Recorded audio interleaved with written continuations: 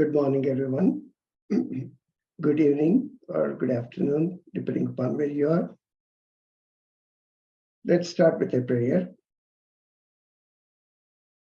Om Brahmanandam Paramasukadam Kevalam Jnanamurtim Dvandvatitam Gagana Sadusham Tattvamasyadilaksham Ekam Nityam Vimalamachalam Sarvadi Sakshibhutam Bhavatitam Trigunarahitam Sadgurum Tam Namami Sadgurum Tam Namami Sadgurum Tam Namami.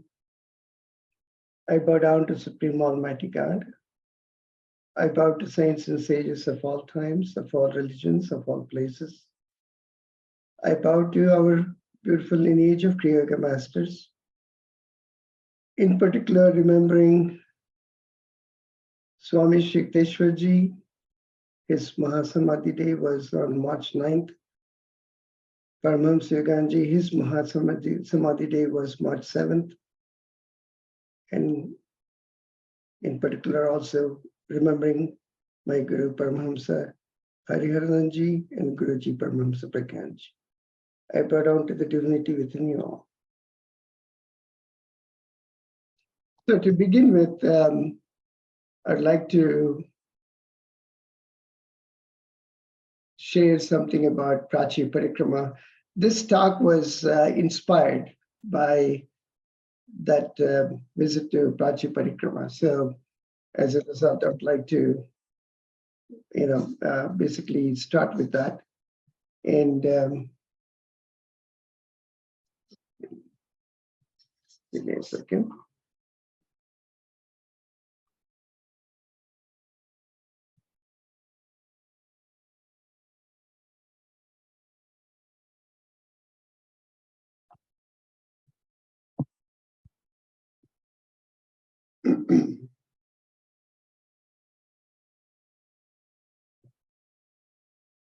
Okay, I'm going to share this screen now.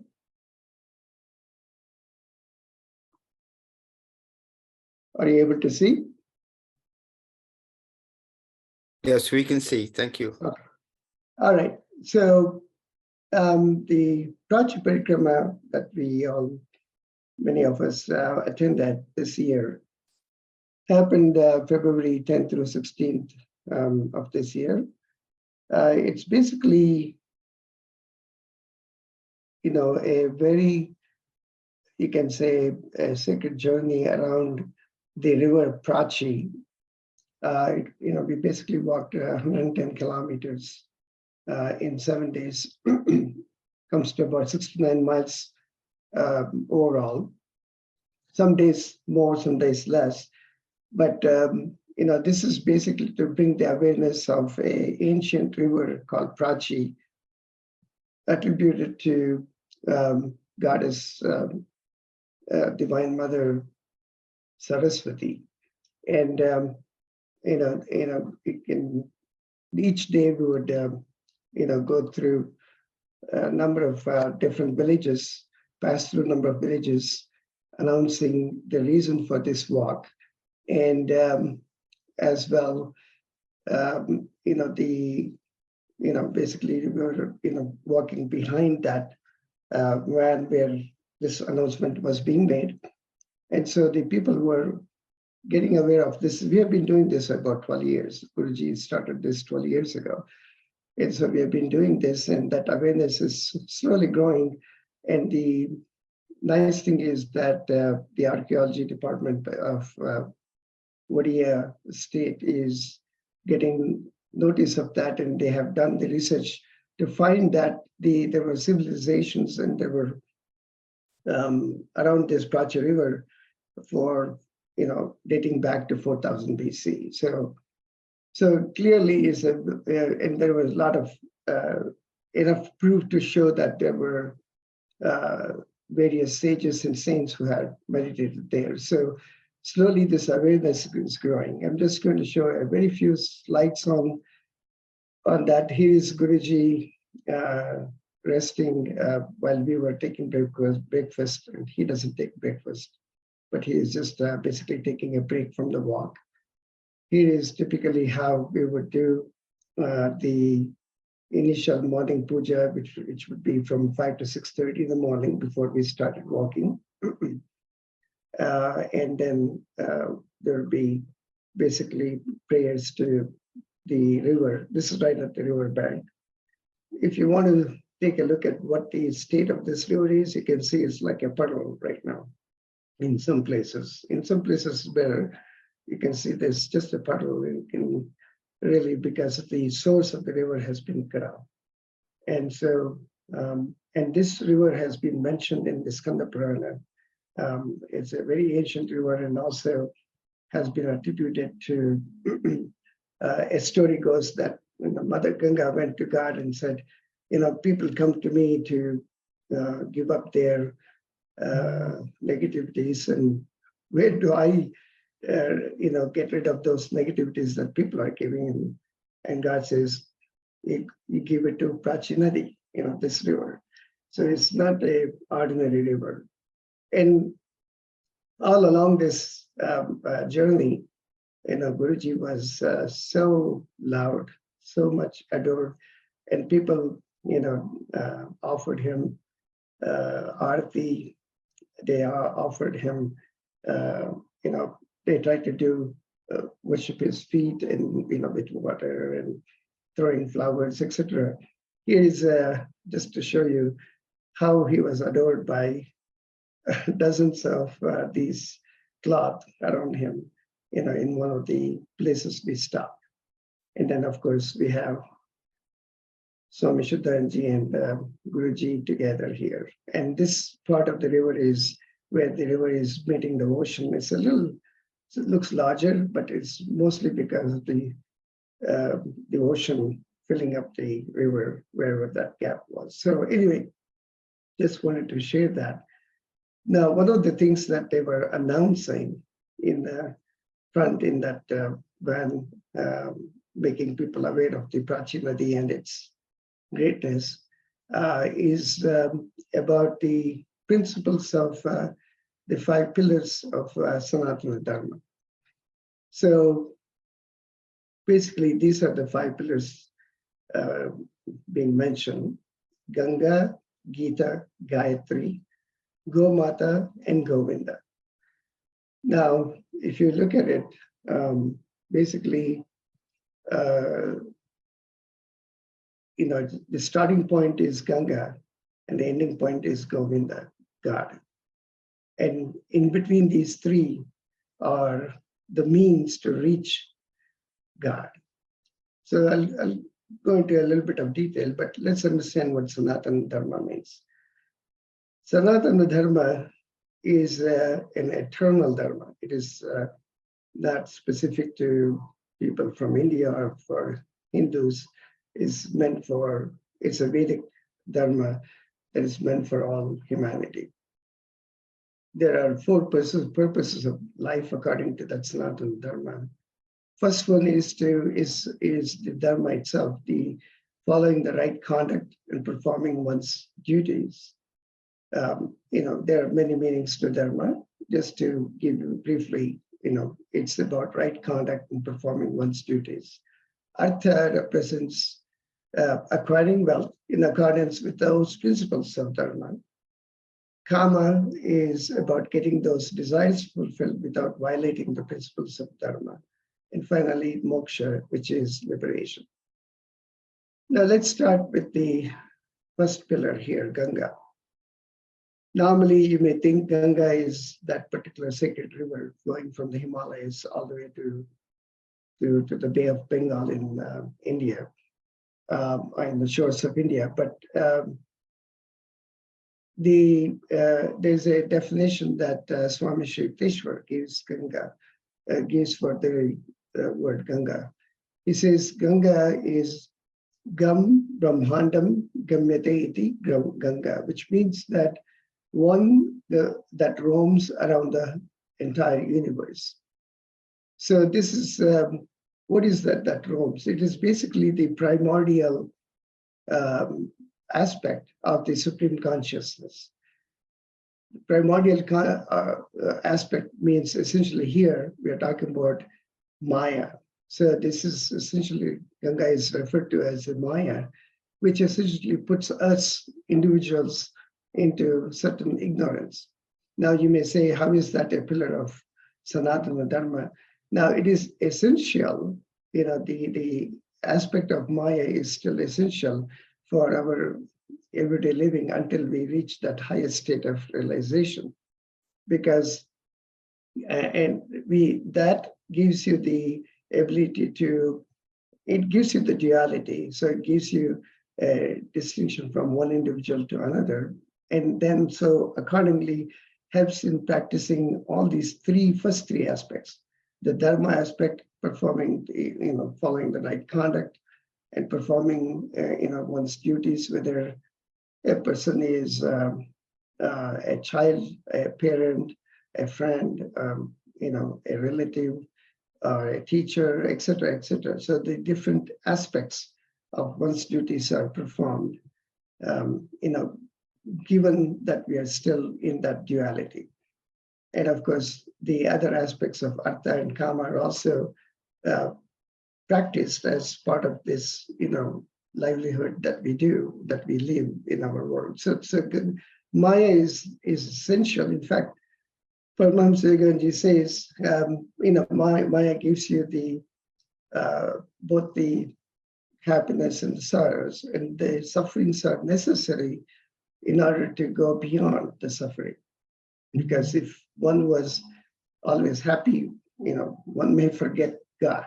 And so essentially that suffering needs to come in order to realize there is something beyond that I need to reach. And that kind of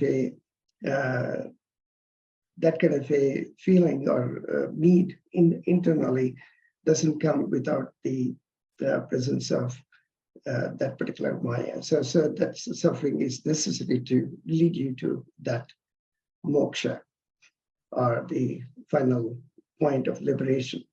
Now let's look at the other three: Gita, Gayatri, and Gomata. Gita, it represents your jnana, the self-study of the scriptures, or self-study in Kriya Yoga.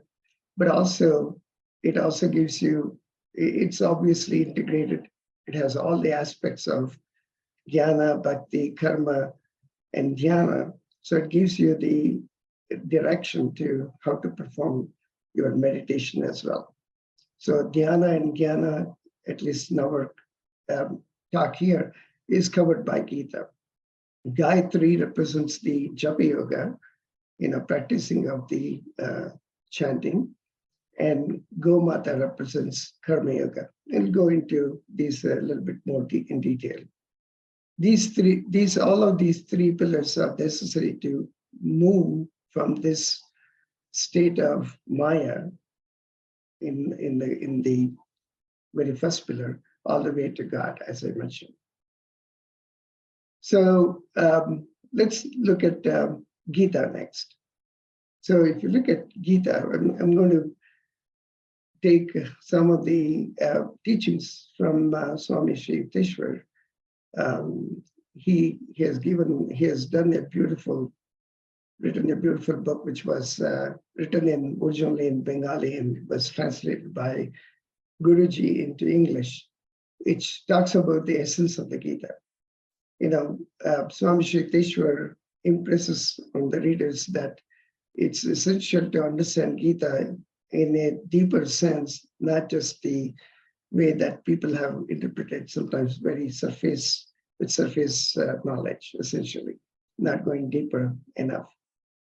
And Gita, being the essence of the Upanishads, essentially is one that really needs to be practiced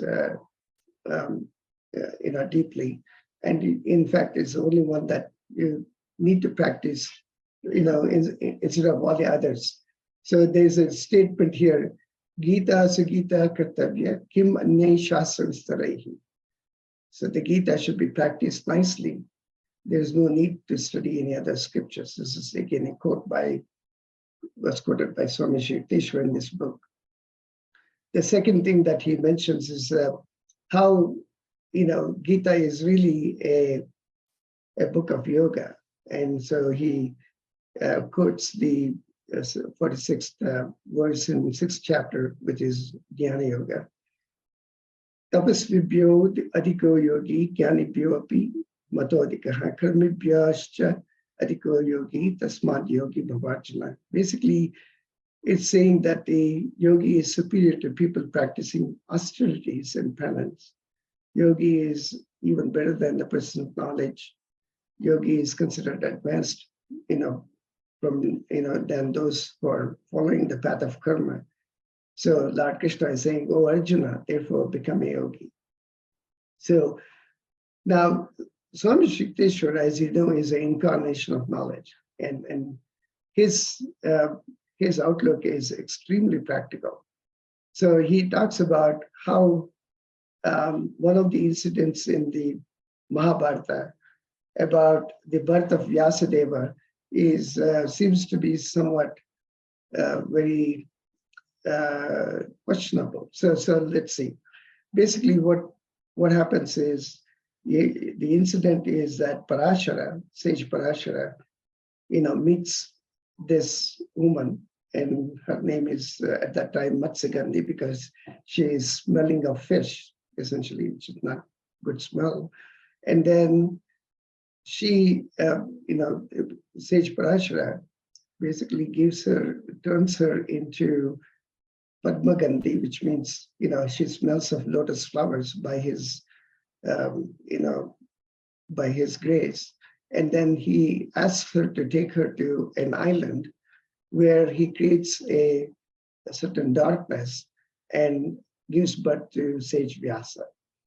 Now, Swami Shikteshwar addresses this and says, let us understand this much more deeply, because turning somebody from a fish smell to a flower smell seems not so ordinary. So basically what he's saying, in this book is to say that the fish smell is metaphorical to indicate that one is, basically afflicted with emotions and sorrows and positives and negatives.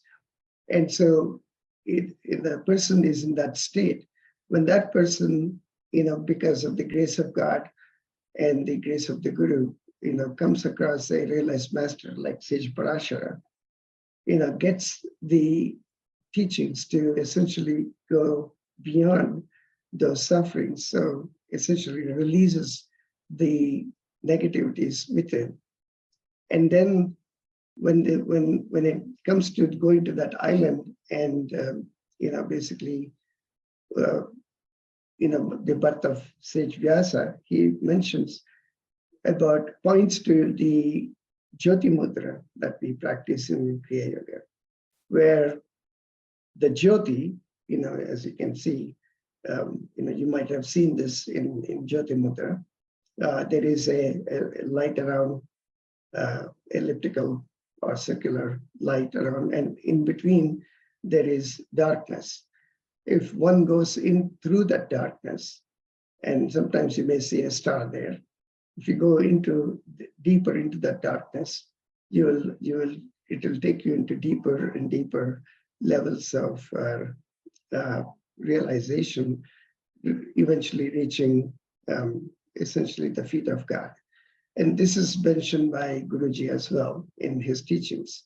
When you meditate, merging into the sound, and the manifestation of light happens. And when you go deeper into that light, you reach the feet of God, or essentially God.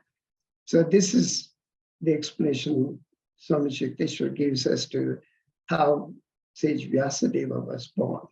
Essentially, Sage Vyasa is considered essentially the incarnation of Lord Vishnu himself. There is a saying, Vyasaya Vishtarupaya, Vyasarupaya Vishtave, which essentially says that Sage Vyasa is none other than a form of Vishnu himself. So I would recommend people, obviously there's not enough time to go deeper into all the aspects of Gita that Swami Shikteshwar mentioned. So I really recommend this book for people to, take a read. The next one is a very key mantra, Gayatri mantra. Among the, any mantra, by definition, Manahatrayate iti mantra, one that liberates the mind is mantra. So among the mantras, obviously this is one of the most famous mantra, and because it purifies all these centers, and essentially it enables one to reach that higher states of realization. Sage Vishwamitra is famous for this, and he demonstrated this by practicing it and reaching, in fact, became the what's called Brahmarshi, as he practiced this for many, many years. And if you look at this mantra, which is the Brahma Gayatri mantra here that I'm mentioning, there are other Gayatri mantras, but this is the most powerful one. Om Bhurbhavasvaha Tatsavitur Varenyam Bhargo Devasya Dhimahi Diyo Yo Nah Prachodayat, or Yo Nah Prachodayat. Now, I stress this in this part, Nah part, because a lot of times I've noticed people say Na Prachodayat. Na Prachodayat gives you the opposite of what it's intended to be. So be careful to mention clearly Nah or Naha, to be clear in terms of your pronunciation of this mantra. So what does it mean? This basically is talking about, Bhargo Devasya, Gurudev, just to give you a bit of Gurudev's experience with this one. His father, after his initiation into this mantra, his father would ask him to practice it just 10 times. And Gurudev would take a long time to practice that 10 times. And so his father would ask, why is it taking you so long?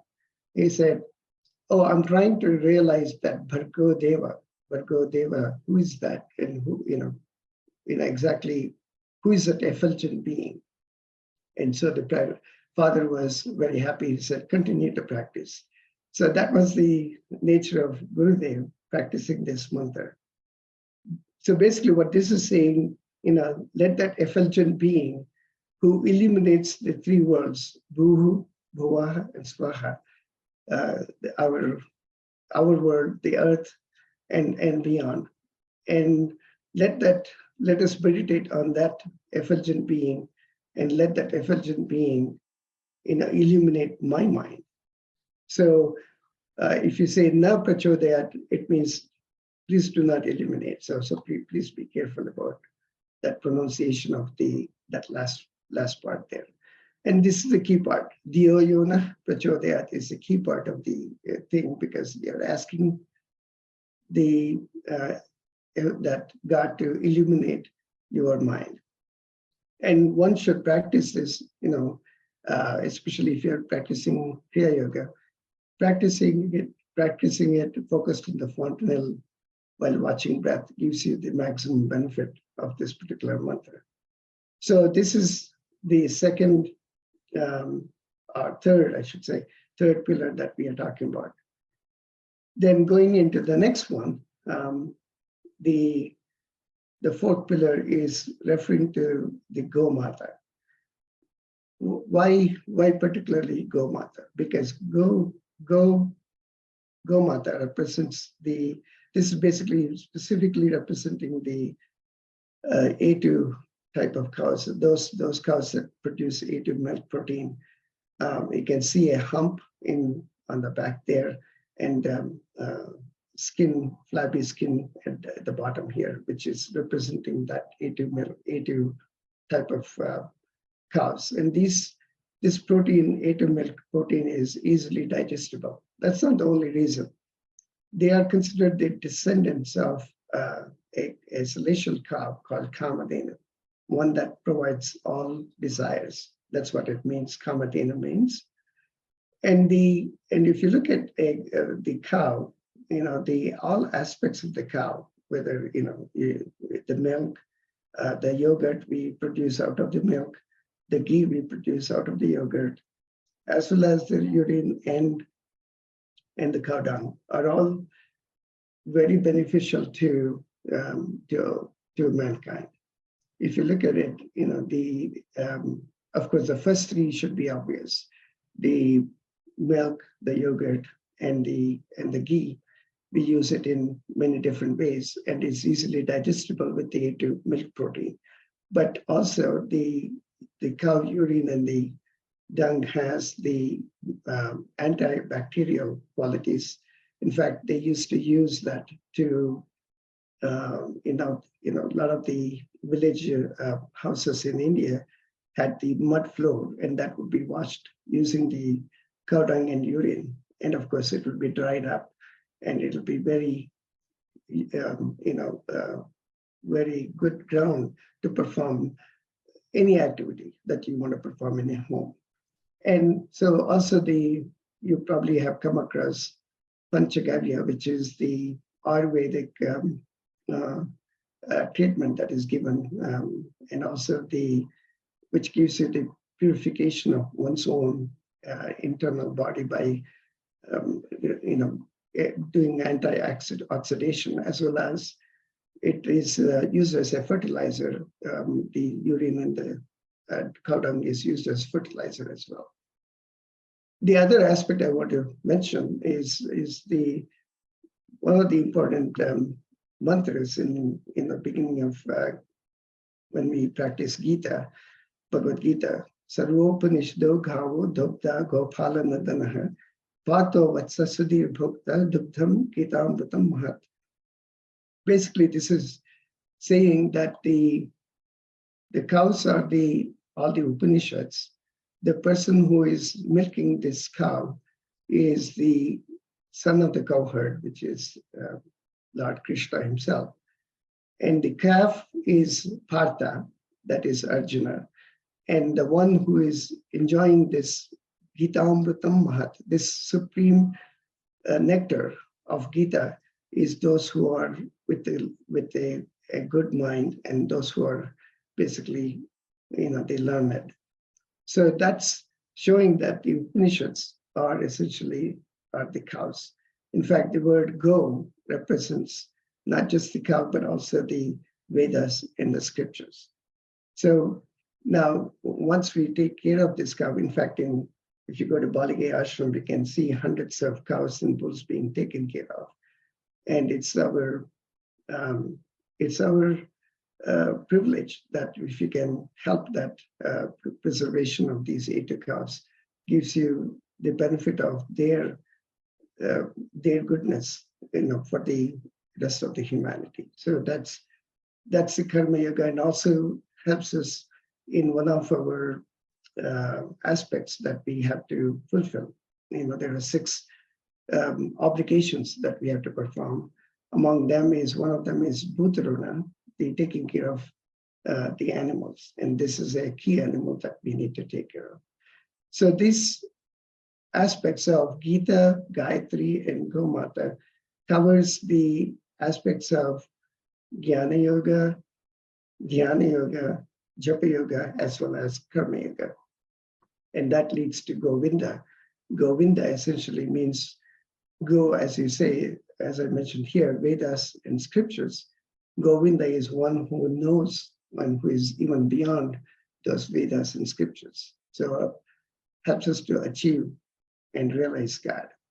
So this is basically the essence of this Sanatana Dharma, the pillars, going from the duality of Maya, which is represented by Ganga, using the once gets the desire to reach God, goes through the various pillars here of Gita, Gayatri, and Gomata, of performing the dhyana and the self-study, performing the japa, and performing the Karma Yoga to reach God.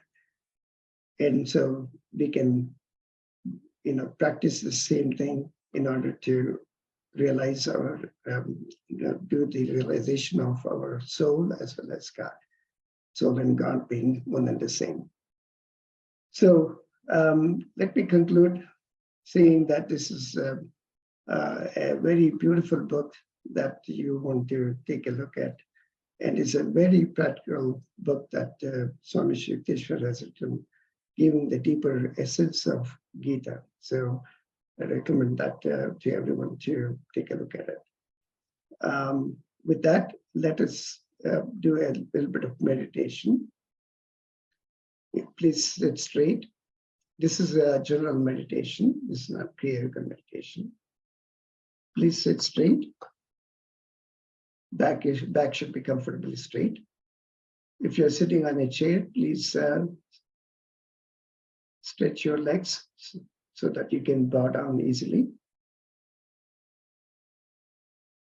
Concentrate in your head. Basically, you can remember any aspect of God that you love, but watch your breath as you focus there. The breath is going on normally, inhalations and exhalations.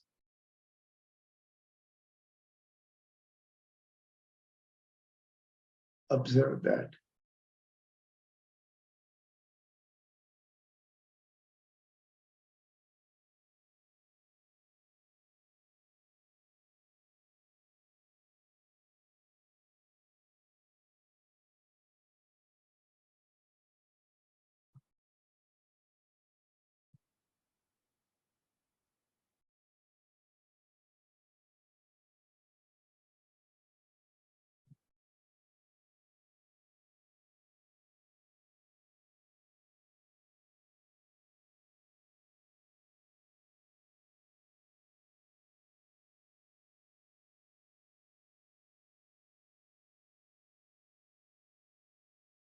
Now take a slow, long, deep inhalation. Holding the breath, slowly bow down. Exhale. Normal breath. Still continuing to concentrate in your head, remembering God.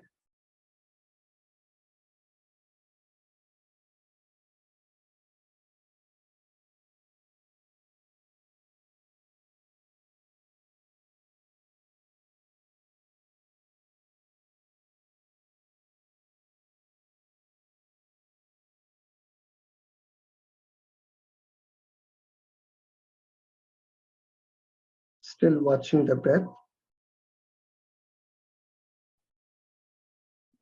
Watching each inhalation and exhalation.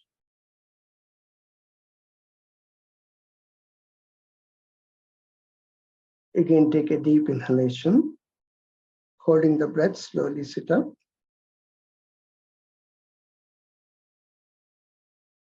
Exhale. Normal breath.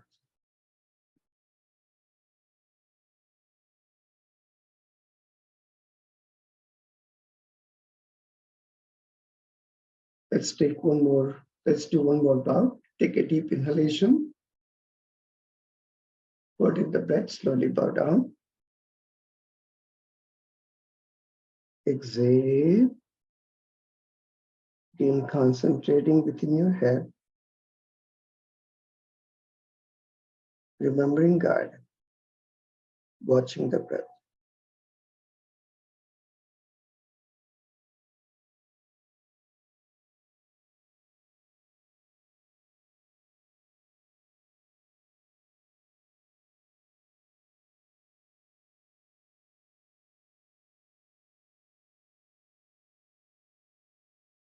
Take a deep inhalation. Holding the breath, slowly sit up. Exhale.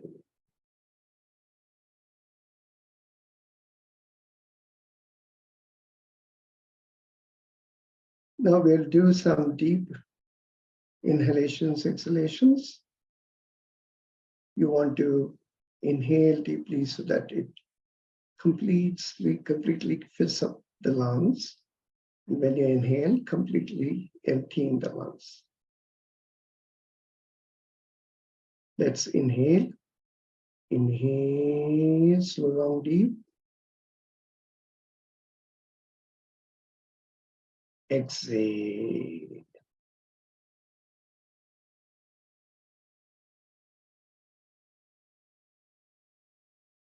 Inhale, peace.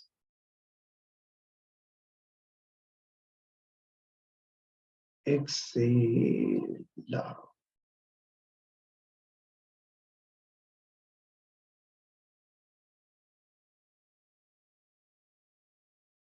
Inhale, peace.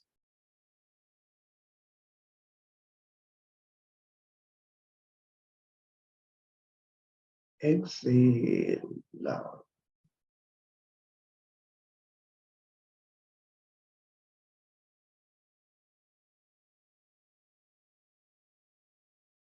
Again, inhale, slow down deep.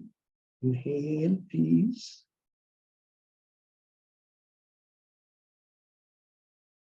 Exhale, love.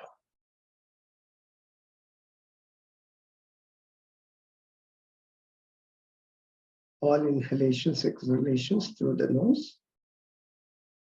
Inhale, love.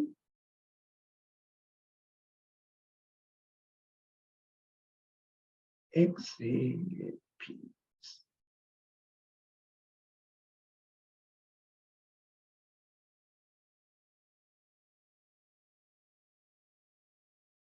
Inhale, love.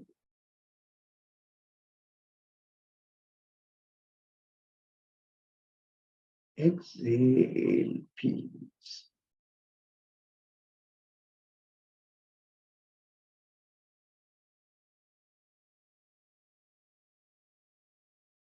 Inhale, love.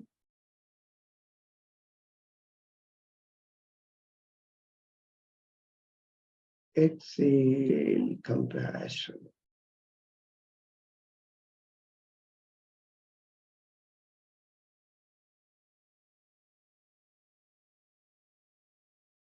Inhale, love.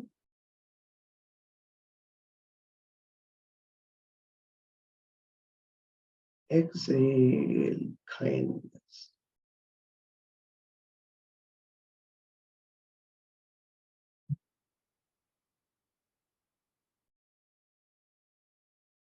Inhale, peace.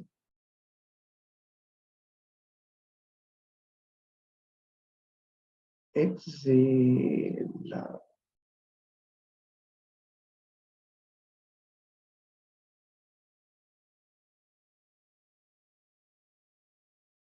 Inhale, peace.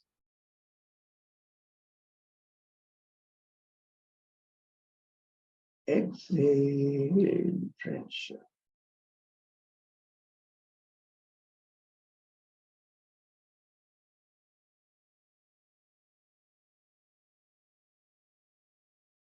Inhale, love.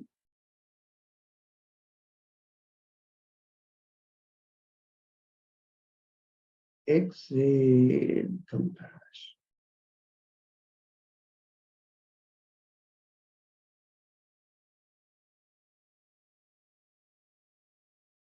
Inhale, peace.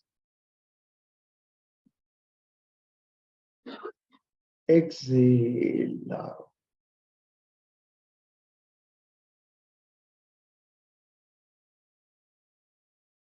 Normal breath.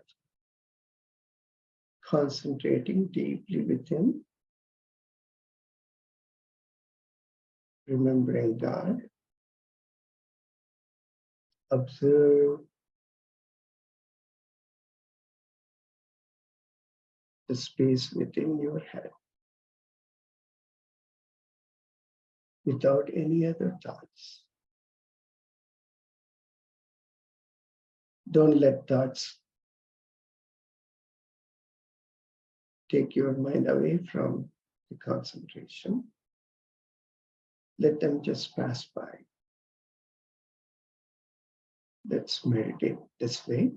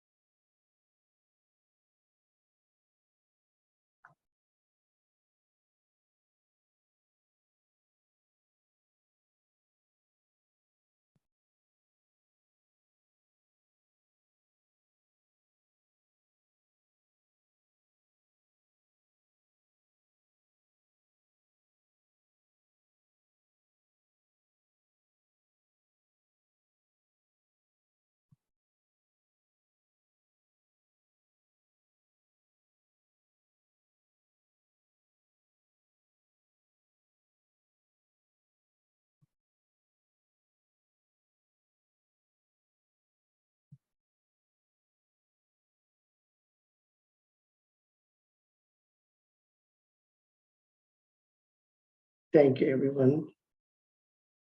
I'll conclude this talk with a prayer.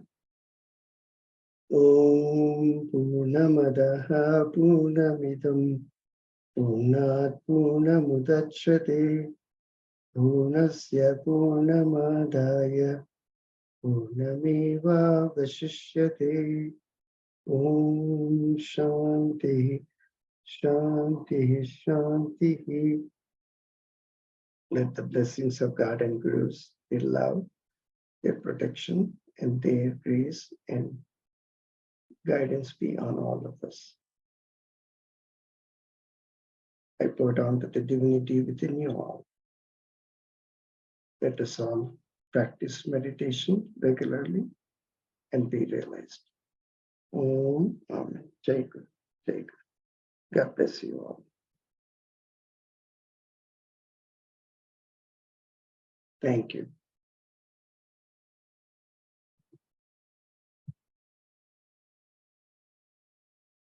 Thank you.